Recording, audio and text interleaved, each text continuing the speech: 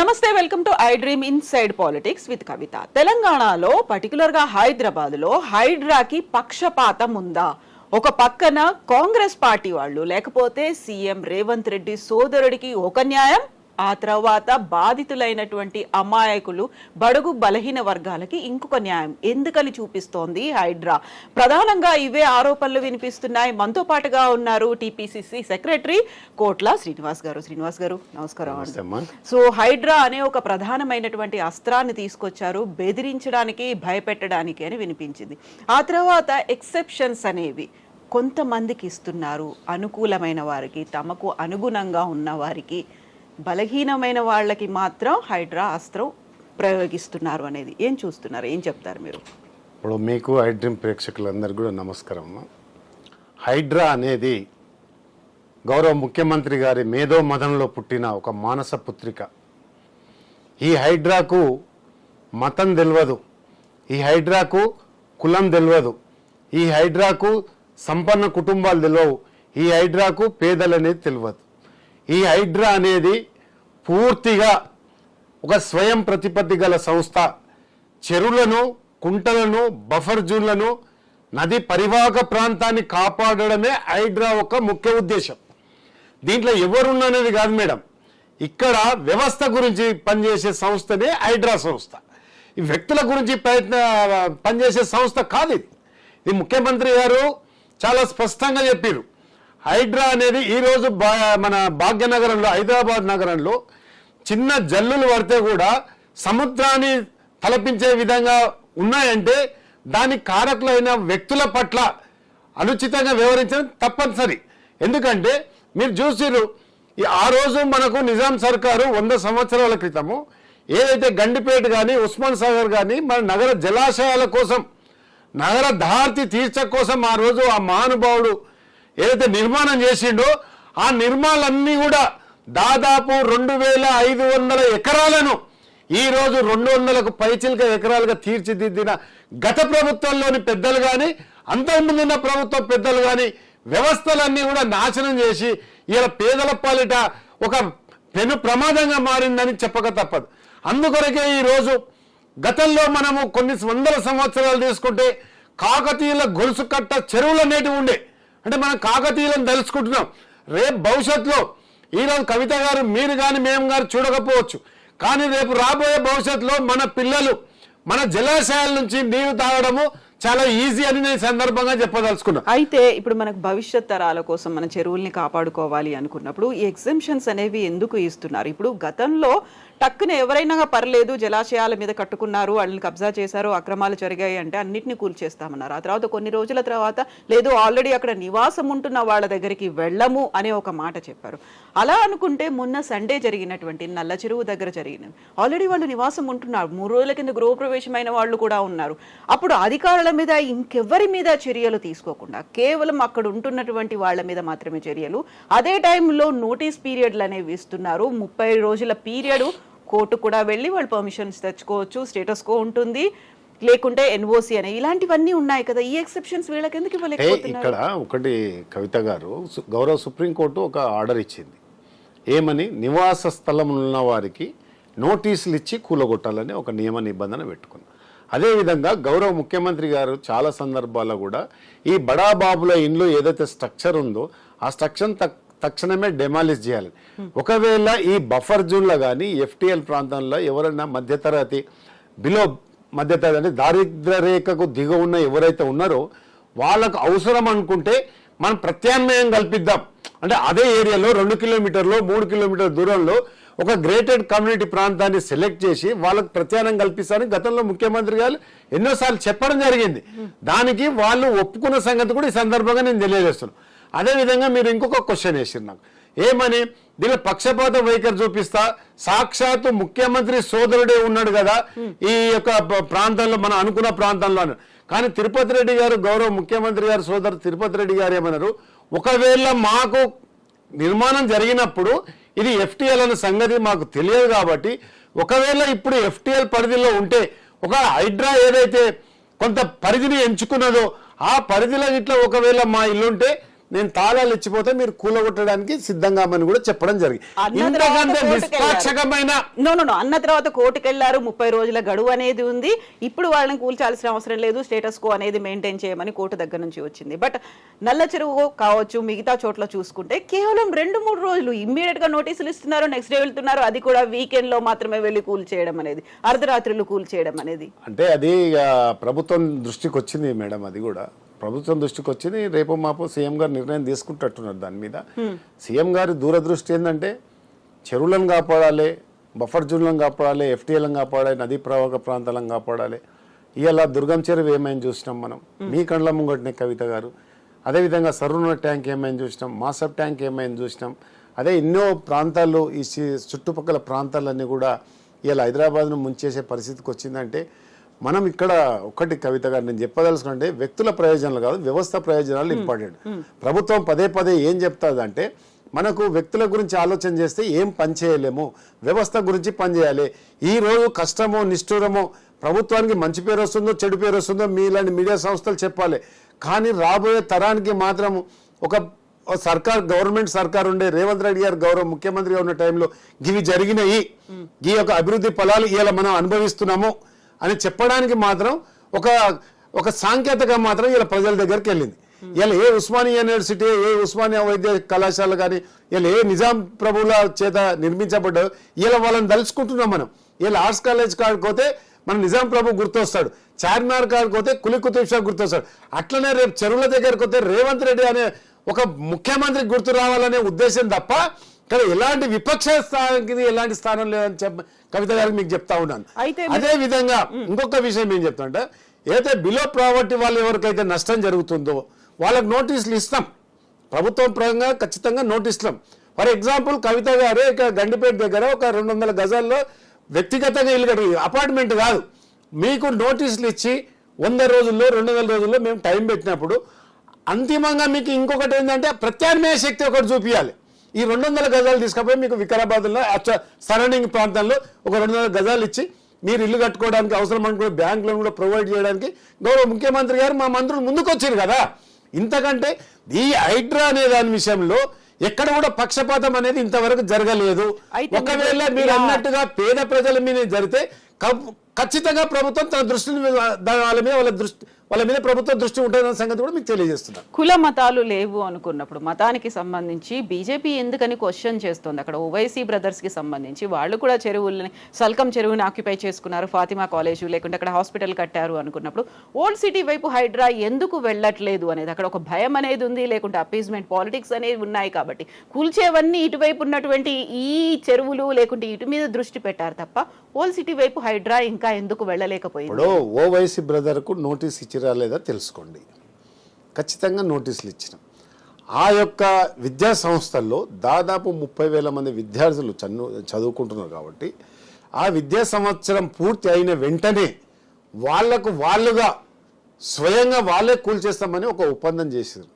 ఇప్పుడు ఉన్న పొలంగా మనం కూల్చినాం అనుకోండి, విద్యార్థులు ఎక్కడ పోవాలి? అందులో చదువుకుంటున్న మెరిట్ స్టూడెంట్స్ ఉన్నారు కదా, అంటే అక్కడనే అని కాదు, ఏ కళాశాలలో అయినా మెరిట్ స్టూడెంట్స్ ఉంటారు. కానీ ఆ విద్యా సంస్థలను ఉన్న పొలంగా వస్తే ఆ విద్యార్థులు రోడ్ల పోలేదు. రెండవది వాళ్ళకి అడ్మిషన్ ఎక్కడ ఇవ్వాలండి? మీరు చెప్పండి కవిత గారు, వాళ్ళకి అడ్మిషన్ ఎక్కడ ఇవ్వాలి? ఆ స్థలం ఎక్కడ దొరకదు. మీరు అన్నది 100% ఆ సల్కం చెరువులో ఉన్నదా 100%. దాని హైడ్రా రంగనాథ్ గారు నోటీసులు ఇచ్చినది కూడా తెలుసు. నోటీసులు ఇవ్వకుండా వాళ్ళని ఏదో రక్షిస్తున్నామంటే మాకేదో సంబంధం ఉన్నట్టు.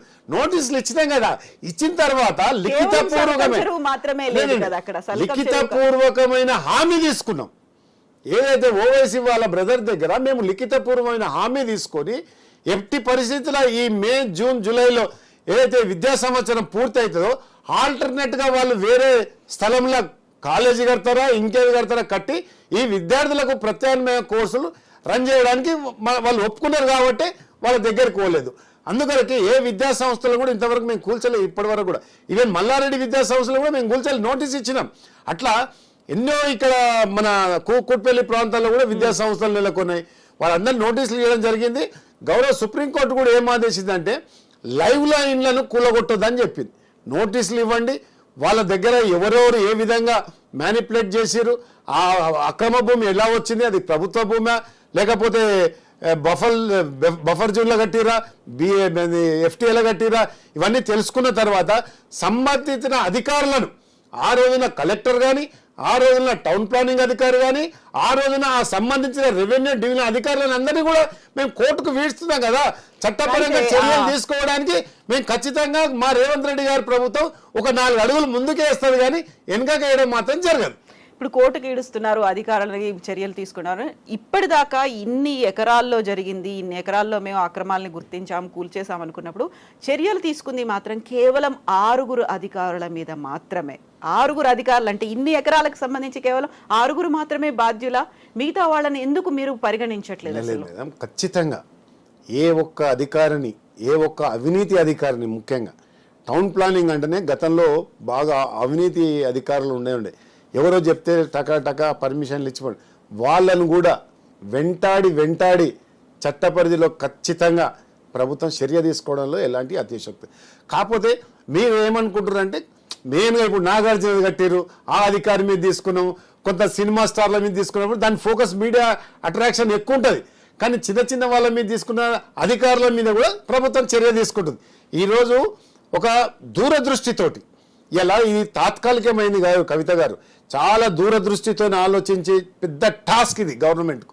ఇది మామూలు టాస్క్ కాదు. డైవర్ట్ టు డైల్యూట్ అవ్వదా? ఎక్కడ కూడా ఎంత పెద్ద ఒత్తిడి వచ్చినా కానీ, ఇలా సీఎం గారి మీద చాలా ఒత్తిడి లేదనుకుంటురా, మంత్రుల మీద ఒత్తిడి లేదనుకుంటురా, ఇలా సినిమా ఇండస్ట్రీ అంతా ఒకటే మా మీద ఒత్తిడి వేస్తుంది కదా, అయినా కానీ మేము ఎక్కడ కూడా వాళ్ళ ఒత్తిడికి లోన్ అయితేలే. మేము ఖచ్చితంగా జరగాల్సిందే. ప్రభుత్వ భూమి ప్రభుత్వ ఆధీనంలో ఉండాలి, లేకపోతే నగరం చుట్టూ మొత్తం ఏమవుతుంది, ఇక్కడ పొల్యూషన్ ఏర్పడుతుంది మొత్తం. రేపు భవిష్యత్తులో ఇలా మనం గోదావరి మీద ఆధారపడుతున్నాం, అటువైపు ఇది మన సౌత్ వైపు మొత్తం కృష్ణానది మీద ఆధారం. ఒకవేళ రేపు రాబోయే రోజులలో కృష్ణానో లేకపోతే మన గోదావరి ఎండిపోయింది అనుకోండి, అంటే ఎప్పుడు ప్రకృతి ఏ రకంగా మనను దయించి వేస్తా తెలియదు కదా. ఇప్పుడు ఉన్న పొలంగా స్టూడియో నుంచి బయటకు వెళ్ళాలని వర్షం కుడితే కూడా మనం ఏం చేయలేం. ఇలాంటి పరిస్థితుల్లో మన జలాశయాలను మనం రక్షించుకోవాలనే ఒక దూరదృష్టితోటి తాత్కాలికంగా ఏదో గడపార పెట్టి ఈరోజు తోమేసి 2 బుల్డోజర్లు పెట్టి తోమేసి ఆ బుల్డోజర్లని మొత్తం టీవీలలో చూపించడం కాదు. ఇది దీర్ఘ ప్రణాళిక, కనీసం ఒక 20 సంవత్సరాల ప్రణాళిక ఇది. అప్పుడే ఈ యొక్క నగరంలోని జలాశయాలని నిండు కుండలుగా మారుతాయి. ఇలా జలాశయాలన్నీ నిండు కుండలుగా మారకపోవడం గల కారణం ఏంటంటే, ఎగ్జాంపుల్ మేము చిన్నతనంలో గండిపేట నీళ్ళు అని తాగుతుంటాం. గండిపేట నీళ్ళు మనకు శారీరకంగా కూడా బలమైనది. కొంతమంది అంటున్నారు అది నీ గండిపేట నీళ్ళు పడ్డారు, ఆ ఊరు నుంచి వస్తా అని మీ దృష్టికి కూడా ఉంది. కానీ ఆ గండిపేట నీళ్ళు ఎక్కడ పోయినామమ్మా, ఈరోజు సరాసరి మన నగరంలోకి వస్తున్నాయి. గండిపేట అవతల ఉన్న ప్రాంతాన్ని ఏదైతే ఎఫ్టీఎల్ ప్రాంతాల్లో ముఖ్య గౌరవ కేటీఆర్ గారు అనుమతులు ఇచ్చారో, ఆ ఎఫ్టీఎల్లో ఉన్న అనుమతుల ఒక డ్రైనేజ్, ఆ పక్కన ఉన్న ఫామ్ హౌస్ల డ్రైనేజ్ మొత్తం కలిసి ఇలా ఒక మురికి కుంపగా మారింది. ఇలా గండిపేట చెరువు. మీరు ఏమంటారు? దాన్ని హర్షిస్తారా? మీడియా హర్షిస్తారా? ప్రజలు హర్షిస్తారా?